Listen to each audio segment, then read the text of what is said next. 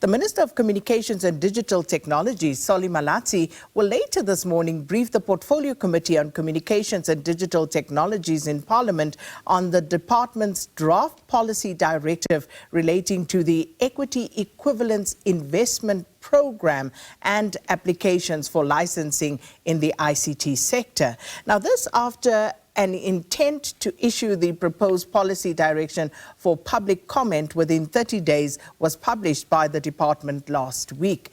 But what will this mean for South Africans and for ICT companies such as Elon Musk's StarLink? To help us unpack this, we're joined virtually now by Stan Itshegetseng, who is the National Executive Committee member of the Progressive Professionals Forum. Stan, thanks so much for your time. Welcome to Morning Live. Thank you very much for having me. And thanks to all the viewers of Morning Live. You're most welcome. I just want us to get straight into it because I fear we won't have enough time to unpack everything. But starting with the Equity Equivalent Investment Programme, and the directive introduces this as an alternative mechanism for the multinational companies such as StarLink, perhaps, to fulfill their BEEE obligations. Now, this instead of the traditional 30% local ownership requirement. Talk to us about that, and of course, the fact that companies can invest in initiatives such as skills development and infrastructure expansion and other forms, as opposed to just giving away a stake in their company. Yeah, maybe what we need to kickstart this thing is to explain that South Africa is a sovereign constitutional democracy with transformative economic policies designed to reverse the legacy of apartheid. Any investment, including StarLink, must align with these policies, not override them. In my view, the stickiest issue is here is not connectivity. It's whether this investment serves black economic empowerment. And the national objective under our laws. Firstly, the broad-based black economic empowerment is a legal framework under which was established in 2003 to address systemic economic exclusion of black South Africans. It promotes ownership. It also addresses management and control. And therefore, in this context, whatever companies that needs to invest in this company must adhere to this overarching policy directive. Then you have the Employment Equity Act, which is aimed at promoting workplace diversity by requiring employers to implement affirmative action for designated groups, black people, women, and people with disabilities. Now we must ask ourselves, why is this relevant?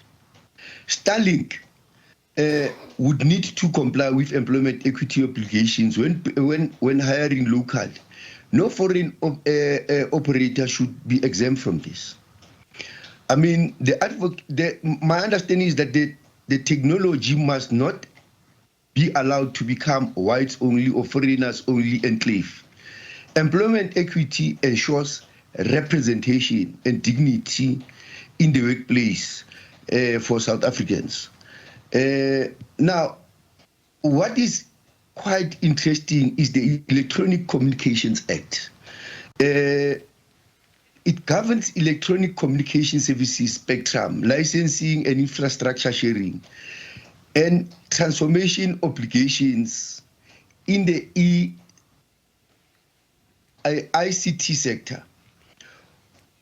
The Minister of Communication appears to be pushing for a new draft bill or regulatory path that would give StarLink easier entry without BEEE alignment, potentially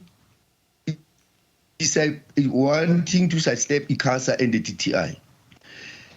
My understanding is that the EC Act is not about, it's about sovereignty. any interpretation of this law, in my understanding, any interpretation of this law cannot be made to bypass policy, because jurisdiction and the role of the TTI, who gives the transformation oversight, in my understanding, is limited to, let me say, to the communication minister, is limited to policy, not issuing investment exemptions. Because his role is to implement policy. It's not necessarily to give exceptions to government standing policy. He should implement it.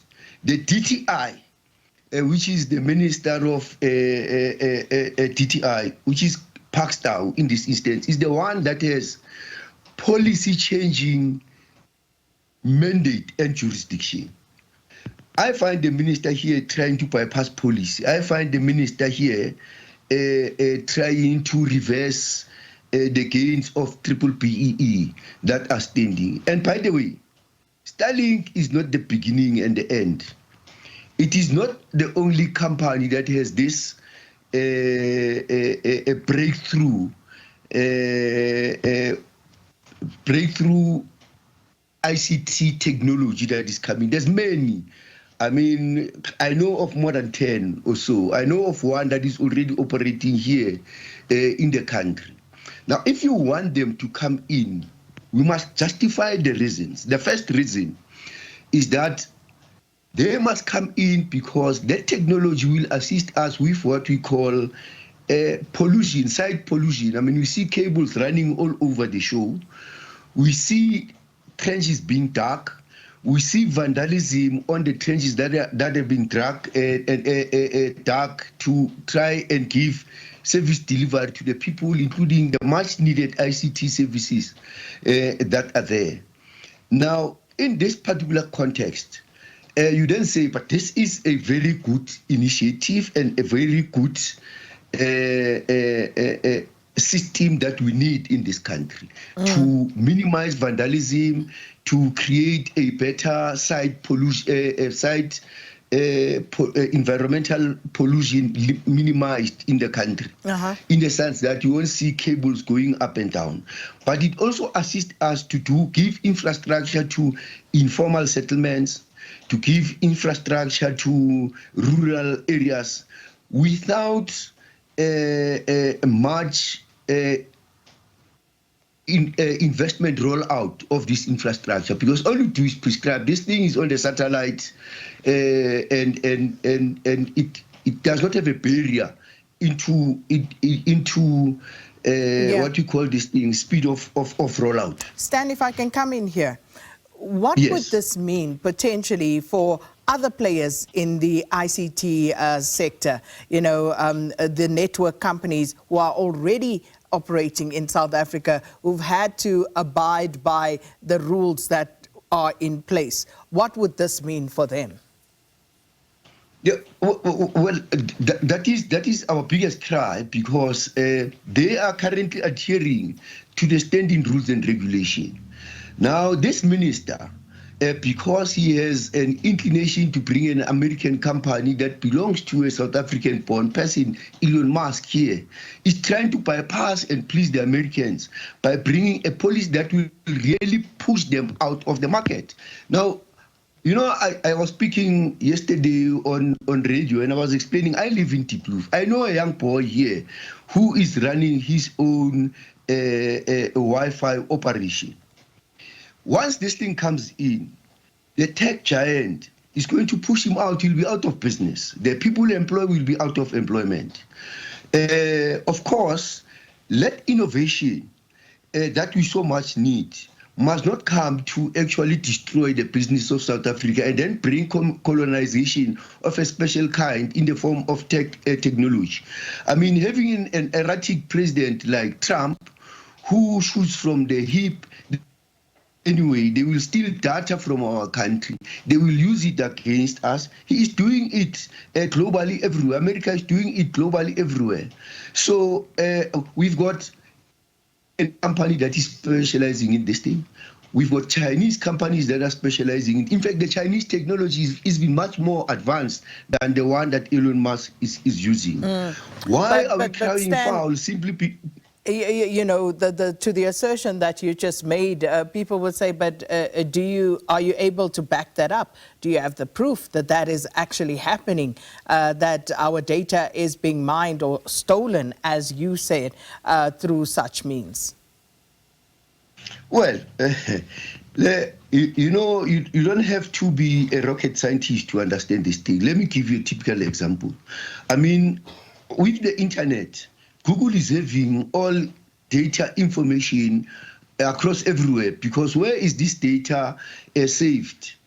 I mean, they are mining in the course of us using the technology. They have information about everything, everywhere in the country. Now, is it not obvious? When SABC, when Claudio was still in charge, and they gave our intellectual property and information of SABC to the French, we don't have rights even to our own productions that we did post Claudio Mtswening's era. I mean, you SABC, you know, where is the information that you are having lying currently? Who has monetary and intellectual property, and you can be able to use our information. It is the company that Claudio Mtswening ceded information to. Do you want the repeat of the same thing? In fact, this, to me, it's a serious indictment that we need to look into and really open our eyes to. So just a final one. Are you expecting this matter to be challenged in court at some stage? Well, I mean, currently it is still a bill, and of course, a lot of organizations, PPF, BMF, and all those other organizations must be able to give an input. But if it passes, because I'm not even sure even that it will be passed. It will pass because Pusela Diko is sitting out and has summoned the minister to come in and account. I am sure that a voice of reason will be found. But you know, what this DA minister must know is that he is creating a serious problem, and they've been claiming that they are championing the interest of previously disadvantaged people currently when they went to court, but they are doing the opposite currently, because they are going to kill all small businesses, and they don't care. As long as a giant called Elon Musk, a friend to Trump, is here, then everything is fine. We can't sit down as South Africans and watch this thing go by. If we must go to court and challenge it, if we must decide not to vote the DA, we will do that, because we can't have people who want to become rogues at the mercy of gullible South Africans who need technology, but do it to colonize ourselves. We'll leave it there. And of course, the minister appearing before the Portfolio Committee in Parliament this morning. Thank you so much for your insights there, Stan Itshegetseng, who's the National Executive Committee member of the Progressive Professionals Forum, unpacking that announcement made by Minister of Communications and Digital Technologies last week on the department's intent to issue the proposed policy direction intents to ICT draft policy and the Electronic Communications Act.